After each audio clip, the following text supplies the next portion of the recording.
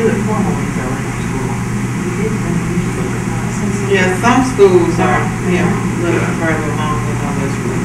Just because of where I came from, how important it was, and it was mandated from where I came from, and it was so valuable that, I just took it upon myself, and it helped me, because there are some things that I was struggling with that I needed to, because I had done all the reading, looked up, and done everything I knew I could do within my toolbox, and I needed to see somebody else in action to maybe freshen up. And my best ideas come not because of necessarily what they're doing, but putting me in an environment of learning.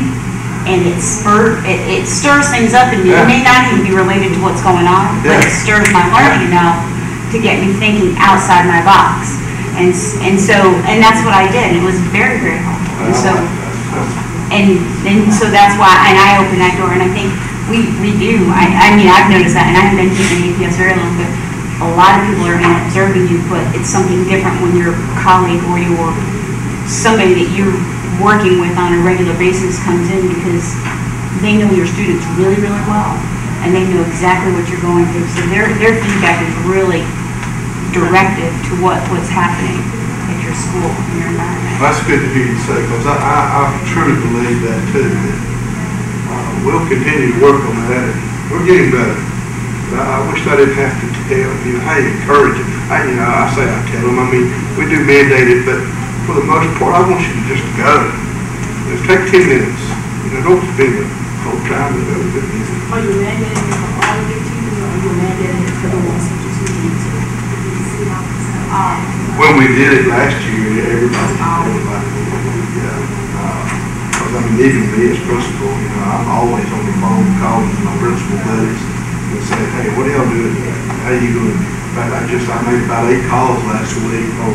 Week before last, I was at Boy Scout camp with my son last week, trying to find out about the schedule. With science coming on board, our schedule is a great schedule, but it's not going to continue to work with science. And I'm trying to figure out what other folks are doing. And I called. There's great folks out there that's already got a plan. I'm going to try to save those brain cells for something else if I can, if somebody's already got it figured out. And that's the same philosophy I have with teaching. Go out there.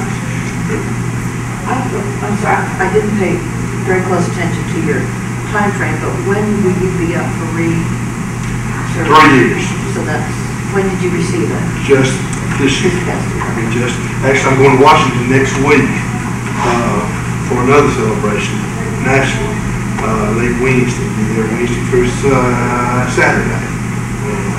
I have no idea what to expect. They say it's nice. So do you anticipate that, are there specific goals you have to reach, or just the goals that you set for yourself as you continue to improve your program? What they'll do is they'll come back and go through the whole process again like we've never made it. And we'll have to reapply, we'll have to rewrite the application, and we'll have to prove that we're still doing what they require. And if we're not, we lose it. And schools and all lose it. I mean, every year some lose it. So I like that part of it. You got to keep on keeping on. Common characteristics, and we're getting close, but we got a little bit of time. What are some things that are a requirement of this process? And we'll just walk through some of these. Are you really data driven at your school? I don't know. We like to think we are, to the point of, what would you say, Sonia? I mean, we look at it so much now, it's funny how we operated without it for so long. And it's not, if you ask the question, usually, well, what was on the report? What was the average? It's like we automatically want to refer back to some kind of data point and not make a decision or say something just based off what you think. We think, when a teacher comes in and says, we think da-da-da-da, well, what's your data that backs up? Why do you think that? What are you looking at? So, yeah, it's just the way we do things now. Even now, when the teacher mentions about something, they'll go to Sonia or Henry, they'll bring it to me, and I'll say, how many, and who? And I want to know, give me some numbers. One teacher saying it, she's having a bad day, we're not going to work with it. 3 teachers saying it, we got an issue, we need to deal with it. It's gotten to that point. Challenging curriculum for all students. that was not a good word to use. They were, I forgot. Now you think about it. Yeah. A culture of advocacy in which all students are known. Positive, happy, involved students. Teams of teachers and students. I'm sure most of you are middle school. Any junior high? Is that even an option here in Atlanta? I mean, it's not for us. Well, yeah, I reckon it is. I don't know. We're middle. We're definitely middle. Extensive family and community involvement. We have a, beginning of the year, we have a block party. We'll feed about 800 of our parents and kids. On our open house, we have some parents coming and cook hamburgers and hot dogs. You would believe it. It's just phenomenal to see all those people come to our school. Most of them are kids. Feed them, they'll come. Small learning communities, dynamic visionary leadership, active business partners, active learning environment, test scores on an upward trajectory, and a high level of faculty commitment. Those are common characteristics. So now we're ready to move forward with the application process, and we went back and formed a better seeking team again. And this time we asked the science and social studies teachers to take care of this. The reason we did that was RTI was coming on board for us, and that involved the math, language arts, reading teachers. So we felt like they are already taking on an additional responsibility this school year, and their plates were loaded, so we're going to share some of it over with those teachers. They did a wonderful job. The whole application is in the packet that I gave you along with the self-study rubric, and they wrote every bit of it. Many times, reviewed and edited, and of course when they were through with the final thing, everybody got to read it and go back and give some input and see what we needed to do, but they never saw the whole thing. So we submitted it, and then we had to wait. So that was like in May last year. So we had to wait until around August. Yes. They give us a call and said, Dixon, we think your application looks good. We need to schedule a visit. In other words, what they were telling me is, all right, you got some folks that can write, what are you doing? And so they were coming to see. And we scheduled a site visit, and they came, and boy, we had to prepare for it. There was a lot of stuff that you had to get together. And like I said, the gap was a piece of cake compared to this. Artifacts, leadership team, we talked, and we talked, and we talked. Teachers, we talked, and we talked, and we talked. Students, we talked, and we talked, and we talked. This is the team now, not me. This is the lighthouse folks talking and interviewing these people. They interviewed a group of parents. This is what I call it.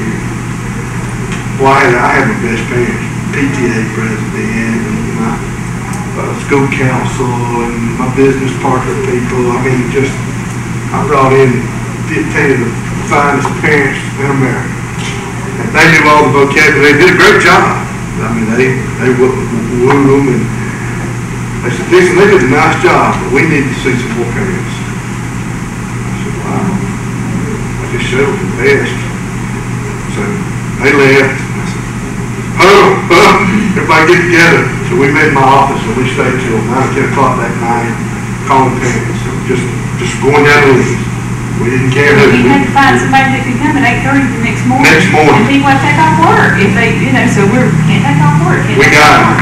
They were common, everyday parents, great people. They didn't have a position in the school. First time I had met some of them, but they came. And that group of parents is what we were so top. That group, of course, they took into account everything else. But what those parents had to say is going to help us more than anything else. And in fact, the Lighthouse Committee, they're tough. And I reckon, that they have to be. But they said it got emotional in me that some of the parents and what Waycross had meant to children. I thought that was something. We could work for years and never hear those kind of things. But anyway, parents again, that was the next one. And then, results. We waited. When you first came in, you had an anticipation guide, And on the left side, you're supposed to write agree or disagree. What I had in mind was you do the right side, and then when we were waiting a little while again, we would do it, but because of time, if we just go down the line, schools must have met AYP the previous year. Is that agree or disagree now that we've been through what we've been through today? What do you think? They must have met AYP on this deliberative dozen. It's number 1 over here. Lighthouse schools to watch to be something new for the teachers. That's going to depend on where you are and what you're doing already in your school. It could be for some schools and for other schools. It could be similar to our situation where we really did not have to do anything new. We just had to do more of some things we were already doing. School must use the learning focus model for instruction. Does that agree or disagree? Disagree. Any model, as long as you use one. Every student has an adult advocate in the school. Agree. Teachers adjust instruction based on data. Agree. Teachers know the learning style of each student. Agree. And students are homogeneously grouped. Disagree. Heterogeneously grouped. Yes, definitely there. And so we're still. Yeah, we're waiting. You know, we've done all this, we've sweated, we've waited. We're still waiting, and then finally they come. And believe it or not, Dr. Linsbury, anybody familiar with Dr. Linsbury, sort of the father of middle school concept, John is his first name. He called my house, talked to my wife. And of course, my wife tracked me down and said, hey, guess who just called? And so we were real excited, big deal, and a lot of work. But it made our teachers feel good. Everything that they've been doing was just a big pat on the back. So way to go, guys. And I got more satisfaction as principal being able to tell them the good news. I don't know, it was just one of those career times that you don't have many of, and it was just a lot of fun. And we've been celebrating. And, you know, I was so worried about our numbers because we've had a phenomenal year in our school. We thought we were school of excellence last year, and then this year we did the Lighthouse School. We were worried about our numbers, you know, and of course that came out, you saw, and we think we're going to be okay. We get School of Excellence, we get Lighthouse School, and he didn't toot his own horn, but middle school principal of the year in the state of Georgia. And we don't have AYP, would that not be the end of the world for us? And you put yourself out there, and then you don't do well. But anyway, here we go. Well, some good resources, Turning Point 2000, This Week in League, Good to Great, the Disneyland. Anybody go to Disney? Let me tell you, Disney does a great job with customer service. They treat people like royalty. And I read a couple of books on Walt. Now, this book is not by Walt himself. It's written by, you see those two people, Bill and Lynn. But what a great philosophy and how to deal with people. And that's what I'm more interested in. I got content experts. I'm not going to have to read language art, but I want to deal with folks. And I want to treat them special, make them feel special. Those are the kind of books I like to do. Because he does a great job. Breaking Ranks in the Middle, the 21 Irrefutable Laws of Leadership, Maxwell. You go into a new school, you know, you got that positional power that I spoke of earlier. But you need to find out who's leaving that school pretty quick, or you'll be gone. You got 2 teachers that's been there for 37 years. They're probably leaving that school. You need to win them over, get them on your side. Then you can be the leader of the school. But he has a lot of good things in his book, and of course Rudy Payne's book that Sonia spoke of. Really good sources. Any questions?